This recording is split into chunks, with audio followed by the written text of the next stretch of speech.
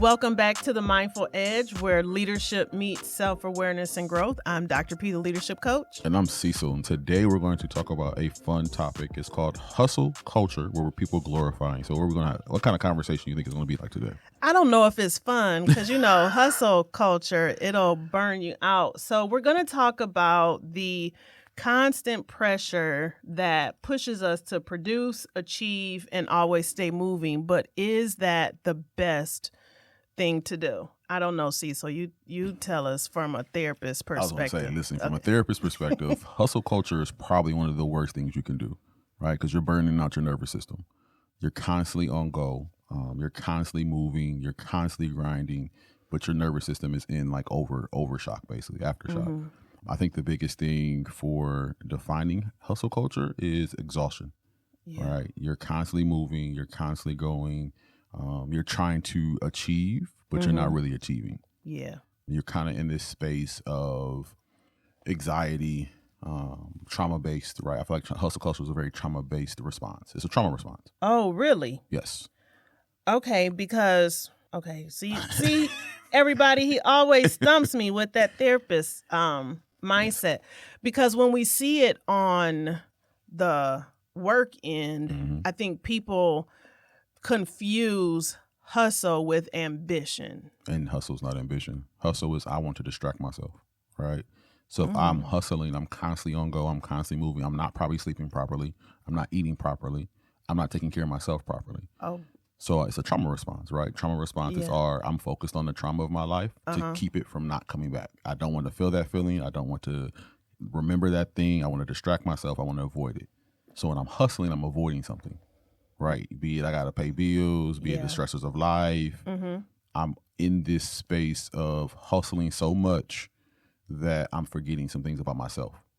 You're hitting on what we talk about on that leadership part, because that's where it gets dangerous. Correct. Because as a leader, if that internal compass is not balance. And I hate to say balance, but at least you know kind of where you stand. If it's not there, you start believing that your value is tied to what you produce. Yes. And then that's how leaders get into that hustle culture, because it's not who you are, but it's what you do. That's the mistake of hustle and ambition. And ambition is more kind of, it's who you are as a person and what you want to do of value with the leadership position you have.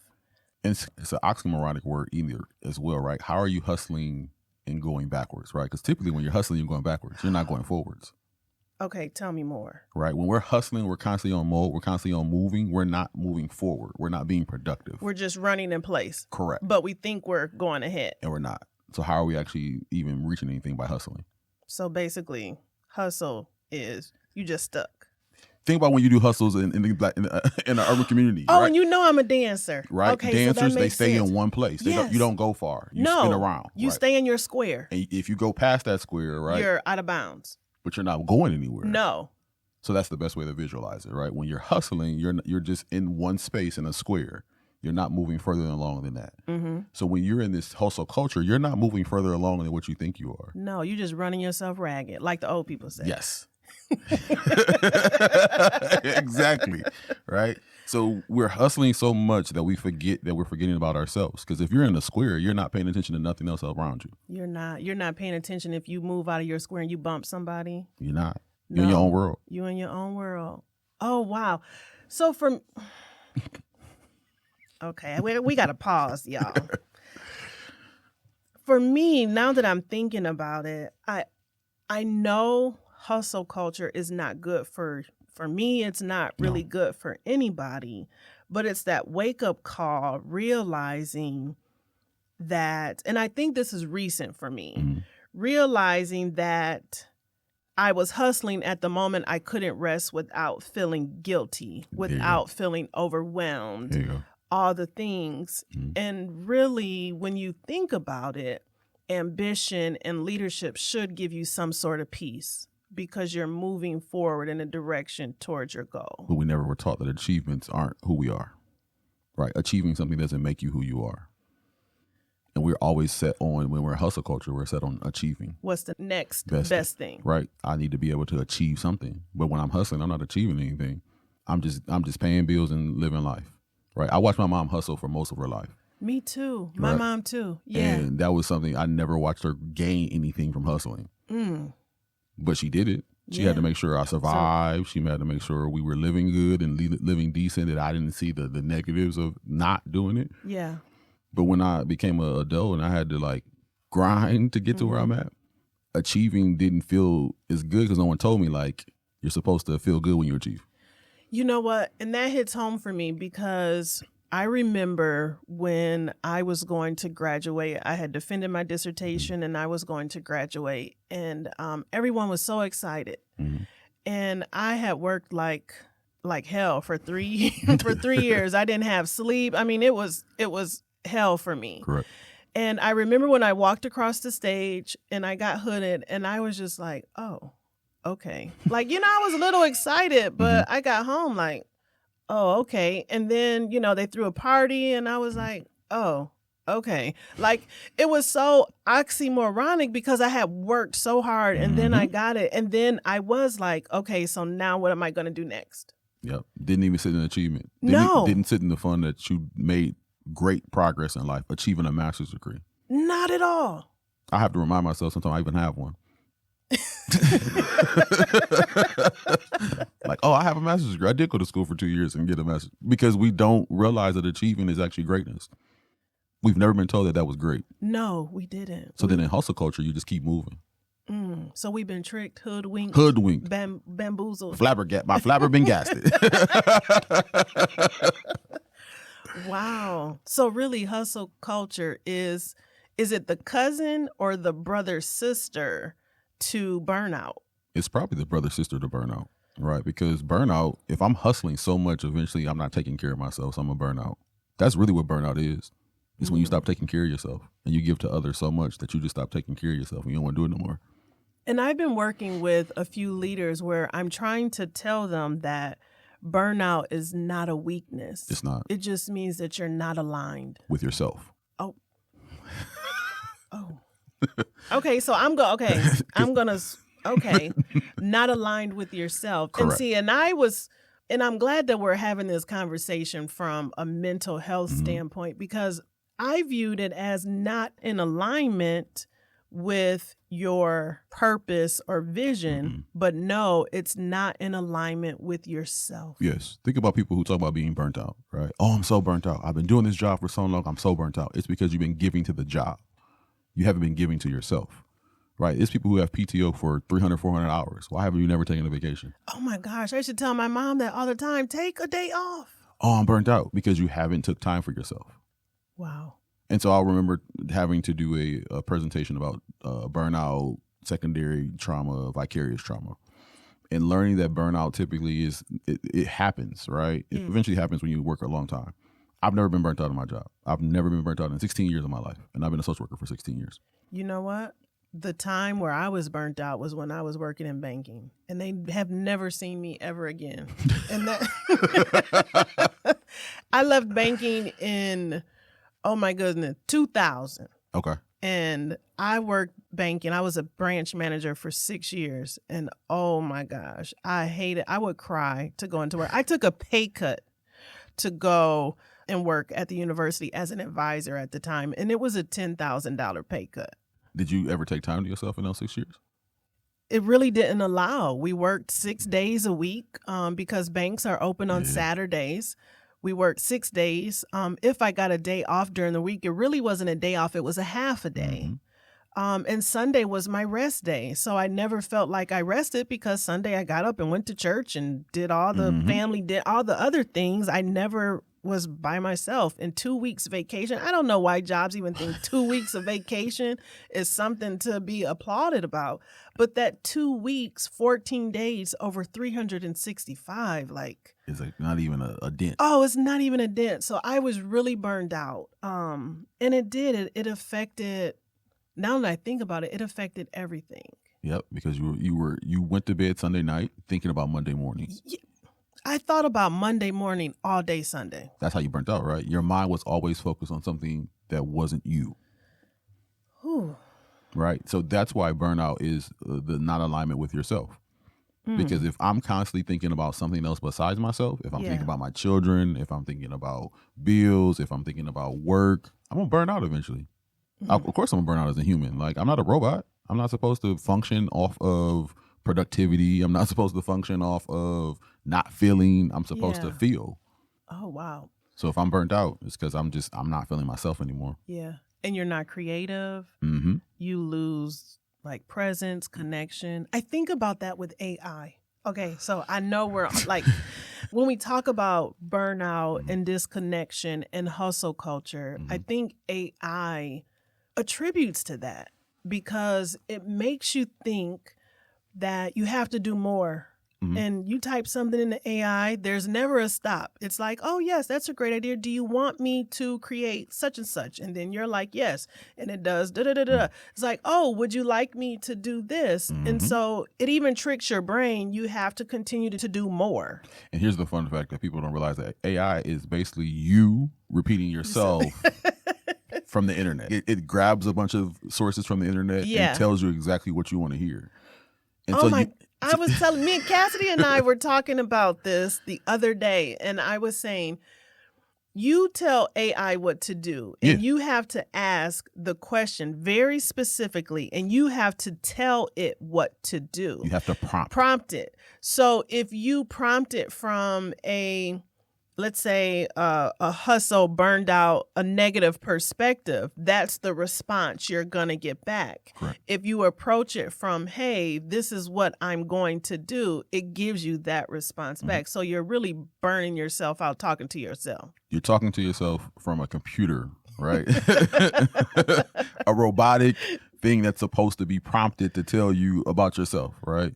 So if you're asking, well, am I burnt out? It's going to be like, well, no, you're not burnt out. You should try this, this, and this, right? Because I prompted it to tell me if I'm burnt out or not.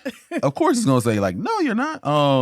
But I think also with AI, it's a great tool, right? Yeah. You can utilize it with something else that's human, right? That has social. Yeah. So you don't burn yourself out anymore, or you go backwards, working that same, like, I'm going to prompt it. It's going to give me all this information. And now my critical thinking skills are lowered.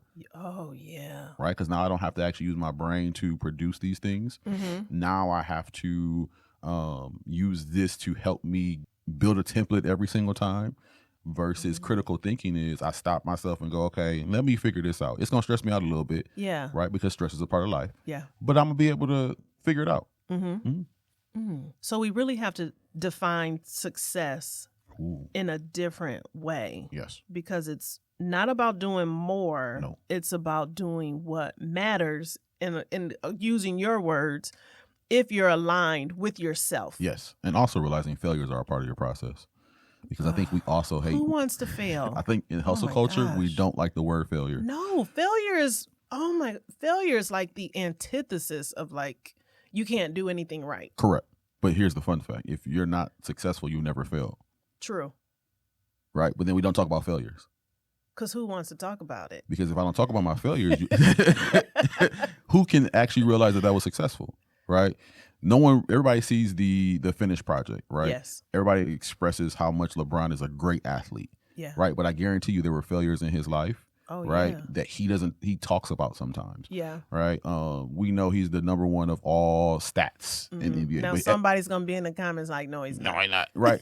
But there is also the fact that he knows that he didn't start playing basketball until he was like 6th, 7th grade. Yeah. Right. And there were failures before then. Even my son had his book, Miles. Of course, everybody knows who Miles is. If you listen to the podcast, everybody knows who Miles is. Right. Had his book and he grew without a father. Right. Yeah. Single parent household.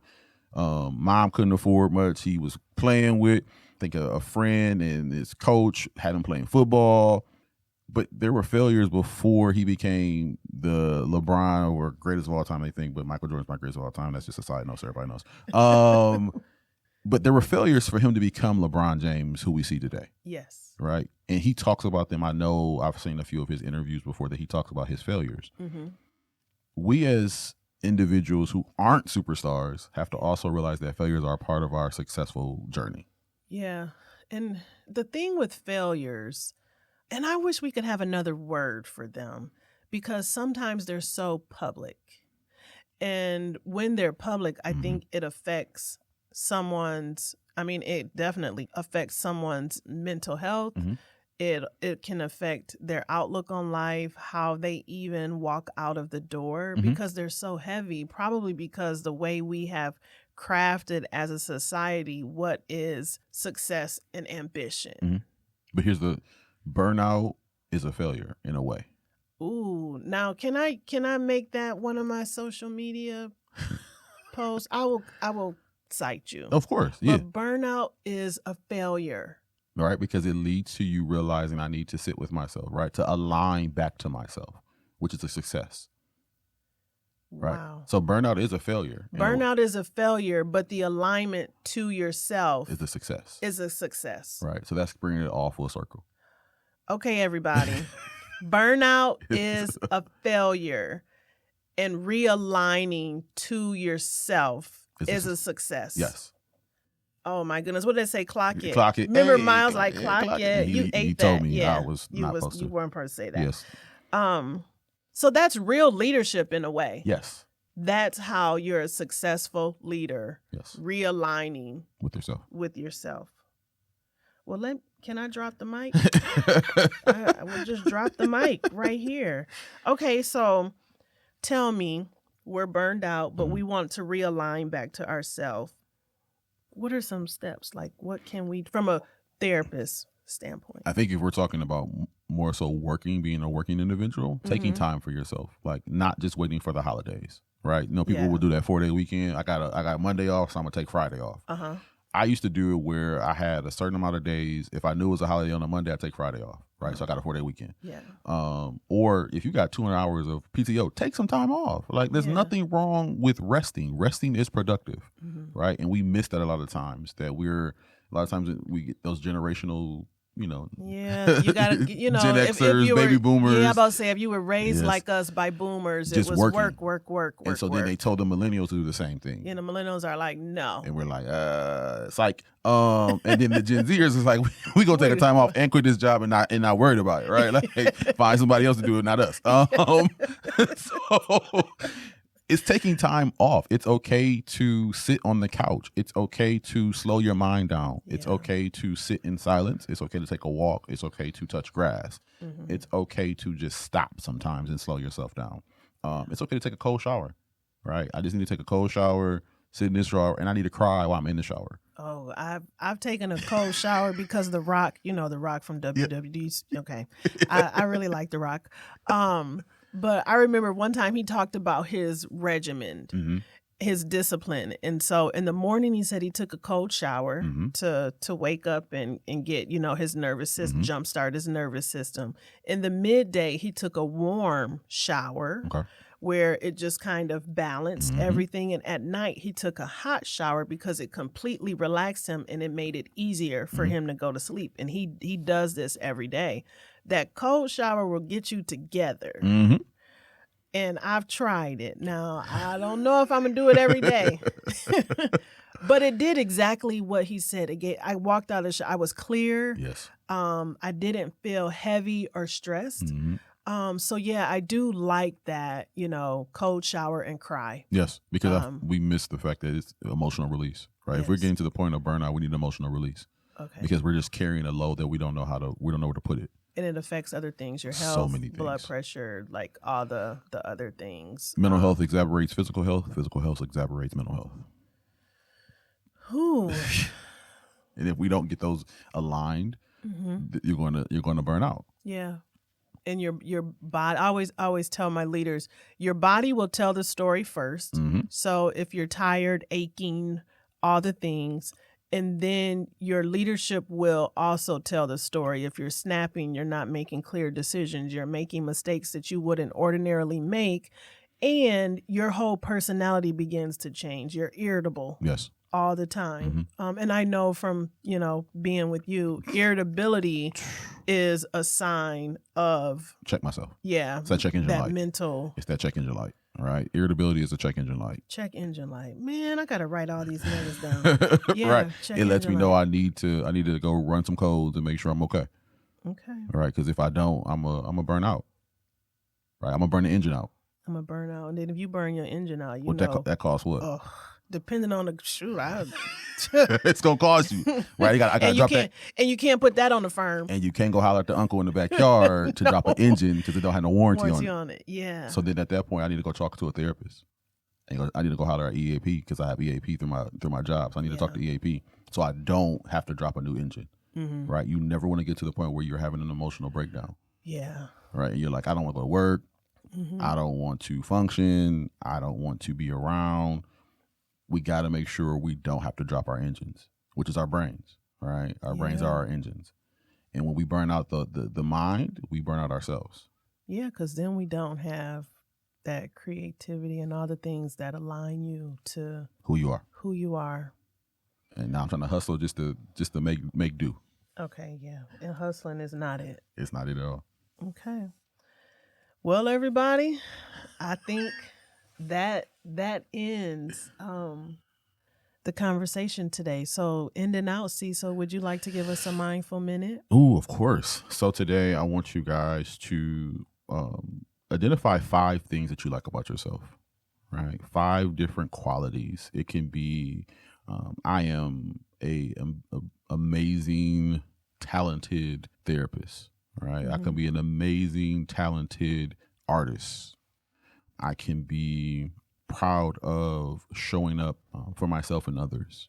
I can be who I want to be as long as I put my mind to it, right? If you want to run a 5K, just start, right? If I want to go to the gym, just start.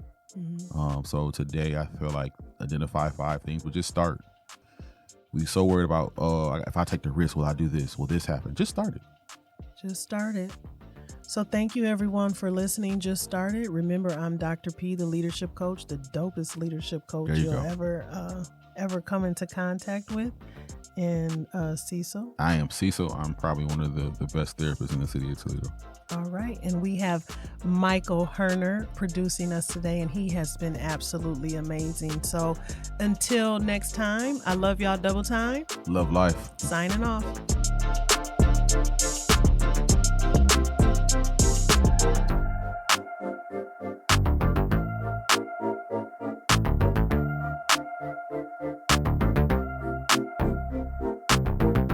WGTE. Voices around us.